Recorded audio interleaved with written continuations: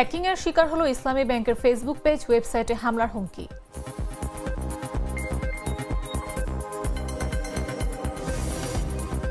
মিরপুরে যাত্রী নামিয়ে বাসে দুর্বৃত্তদের গুলিবর্ষণ ও অগ্নিসংযোগ।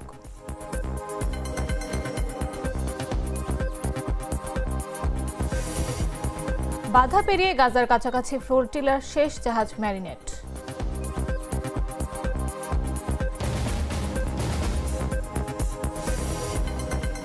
পাকিস্তান নিয়ন্ত্রিত কাশ্মীরে সহিংস বিক্ষোভ, নিহত অন্তত ৮।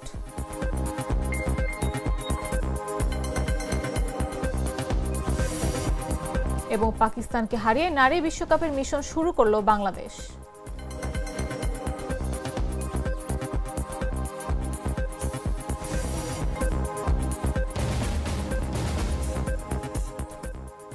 দুপুর ১টা নিউজে সবাইকে আমন্ত্রণ। সাথে আছে আমি নাফিস আব্দুল্লাহ।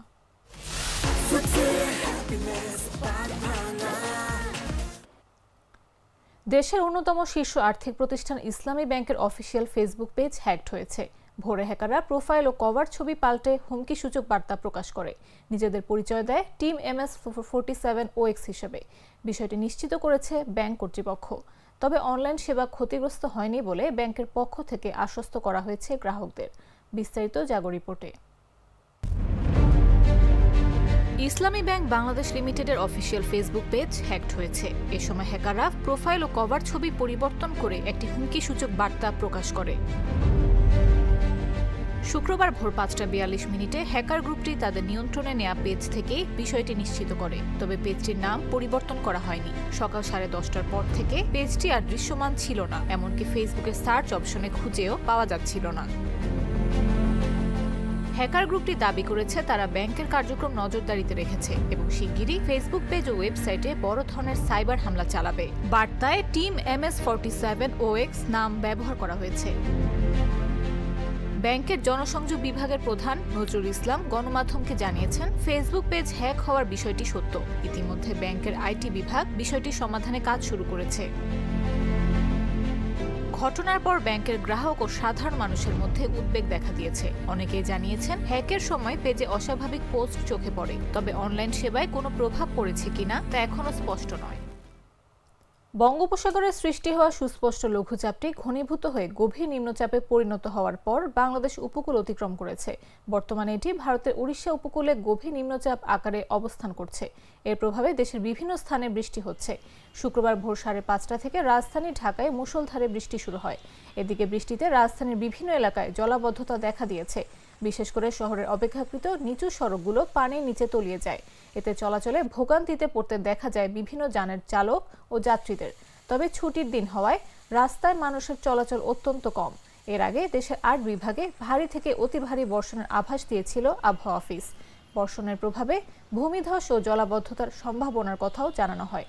আবহাওয়া অফিসের সতর্কবার্তায় আরও বলা হয়, ভারী থেকে অতি ভারী বর্ষণের কারণে চট্টগ্রাম বিভাগের পাহাড়ি এলাকার কোথাও কোথাও ভূমিধসের সম্ভাবনা রয়েছে।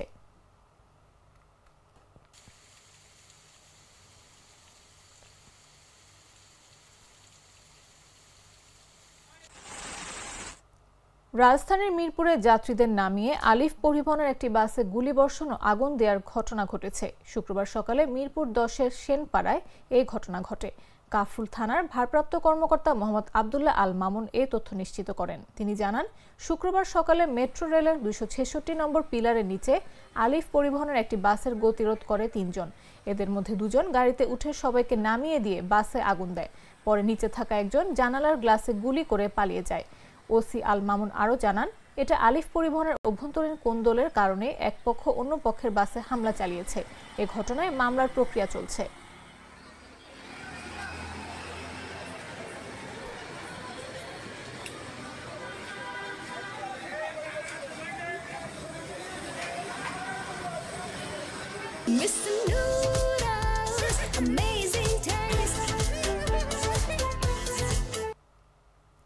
ভাষা সংগ্রামী গবেষক ও কবি আহমদ রফিক মারা গেছেন।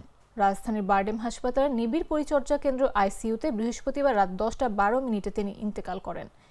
আহমদ রফিকের পারিবারিক সূত্র তার মৃত্যুর তথ্য নিশ্চিত করেছে। এর আগে শারীরিক অবস্থার অবনতি হওয়ায় বুধবার বিকেলে তাকে লাইফ সাপোর্টে নেওয়া হয়। বারডেম হাসপাতালের চিকিৎসকরা জানান, মৃত ঘোষণা করার 7 মিনিট আগে তার কার্ডিয়াক অ্যারেস্ট হয়।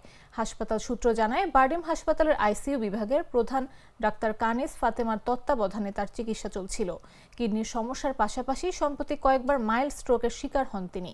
তার মৃত্যুতে গভীর শোক প্রকাশ করেছেন প্রধান উপদেষ্টা প্রফেসর ডক্টর মোহাম্মদ ইউনূস। তার প্রতি সর্বসাধারণের শ্রদ্ধা নিবেদনের জন্য শনিবার সকাল 11টায় তার মরদেহ কেন্দ্রীয় শহীদ মিনারে রাখা হবে।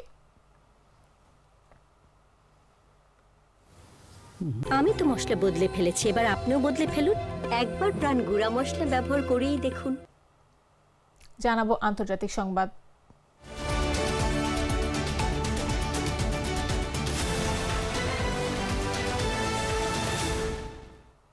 ত্রাণবাহী গ্লোবাল সুমুদ ফ্লোটিলা নৌবহরের শেষ জাহাজ ম্যারিনেট গাজার আঞ্চলিক জলসীমার দিকে এগিয়ে যাচ্ছে বলে খবর পাওয়া গেছে।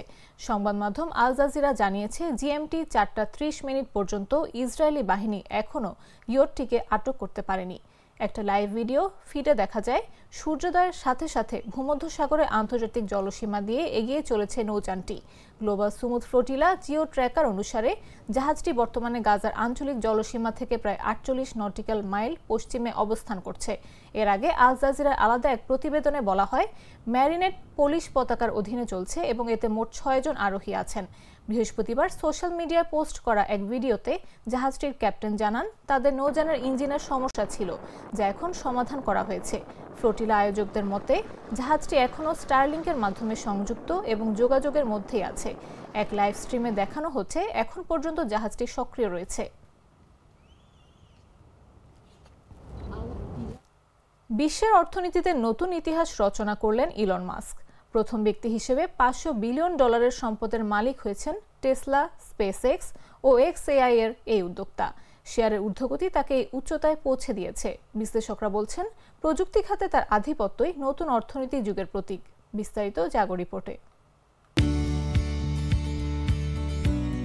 বিশ্বের অর্থনীতির ইতিহাসে যোগ হলো এক অভূতপূর্ব মাইলফলক। প্রথমবারের মতো বিশ্বের একমাত্র ব্যক্তি হিসেবে $500 বিলিয়ন সম্পদের মালিক হয়েছেন টেসলার প্রধান নির্বাহী ইলন মাস্ক। বৈদ্যুতিক গাড়ি নির্মাতা টেসলার পাশাপাশি স্পেসএক্স ও কৃত্রিম বুদ্ধিমত্তা কোম্পানি XAI এর শেয়ার মূল্যের ঊর্ধ্বগতি তাকে অনন্য উচ্চতায় পৌঁছে দেয়। ব্রিটিশ গণমাধ্যম বিবিসি জানায়, স্থানীয় সময় বুধবার দুপুরে মাস্কের সম্পদ দাঁড়ায় $500.1 বিলিয়ন। যদিও দিন শেষে তা সামান্য কমে আসে, তবুও $1/2 ট্রিলিয়ন ক্লাবে এককভাবে জায়গা করে নেন তিনি। ফোর্বস বিলিয়নিয়ার সূচক জানাচ্ছে, মাস্কের এই অবস্থান ধনকুবের দুনিয়ায় তাকে অনেকটা একচেটিয়া করে দিয়েছে। মাস্কের প্রধান সম্পদের উৎস টেসলার শেয়ার। বর্তমানে কোম্পানিটির প্রায় 12% শেয়ারের মালিক তিনি।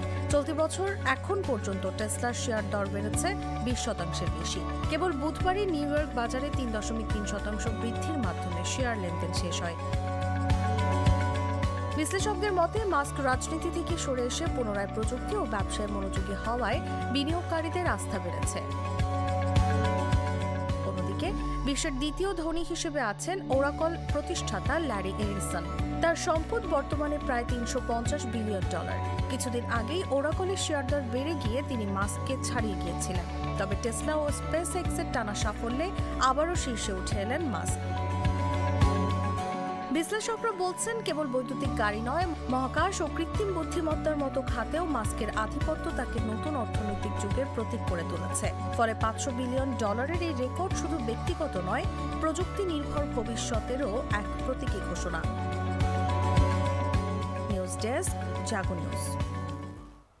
পাকিস্তান নিয়ন্ত্রিত আজাদ কাশ্মীরে 4 দিন ধরে চলা সহিংস বিক্ষোভে অন্তত 8 জন নিহত হয়েছেন।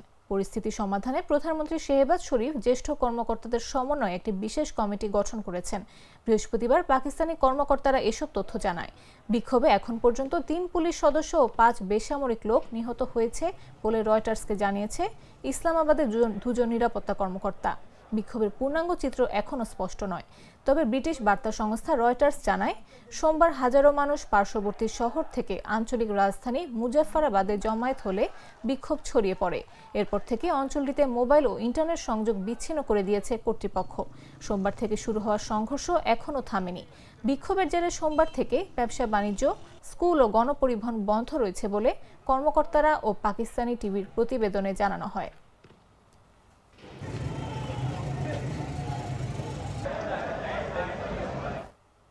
এবারে খেলার খবর।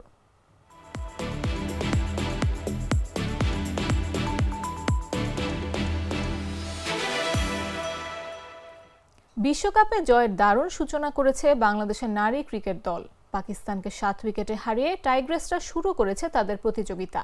টস জিতে আগে ব্যাট করতে নেমে পাকিস্তান 38.3 ওভারে সব উইকেট হারিয়ে 129 রান সংগ্রহ করে। দলের সর্বোচ্চ রান আসে রামিন শামীমের ব্যাট থেকে 23 রান। বাংলাদেশের পক্ষে শুরুটা কিছুটা ধীর হলেও রুবাইয়া হায়দারের ঝলকানো 50 সহায়তায় জবাবে 31.1 ওভারে 3 উইকেট হারিয়ে জয় নিশ্চিত করে দল। ফারজানা হক ও শারমিন আক্তারের ব্যর্থতার পর নিগার সুলতানা জ্যোতি ও রুবাইয়া হায়দারের তৃতীয় উইকেট জুটিতে 62 রান আসে। শেষ পর্যন্ত ঝিলিক 77 বলে অপরাজিত 54 রান করেন আর সুবহানা মোস্তারি 19 বলে অপরাজিত 24 রান যোগ করেন।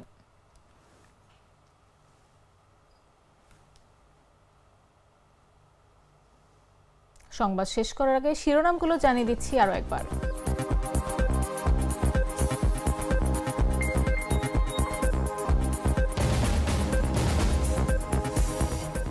হ্যাকিং এর শিকার হলো ইসলামী ব্যাংকের ফেসবুক পেজ, ওয়েবসাইটে হামলার হুমকি।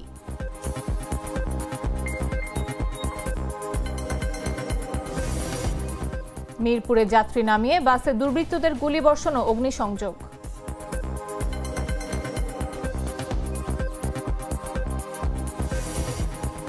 বাধা পেরিয়ে গাজার কাছাকাছি ফ্লোটিলার শেষ জাহাজ ম্যারিনেট।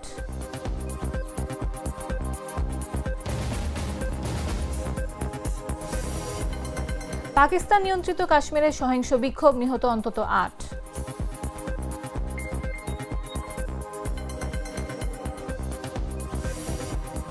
এবং পাকিস্তানকে হারিয়ে নারী বিশ্বকাপের মিশন শুরু করল বাংলাদেশ।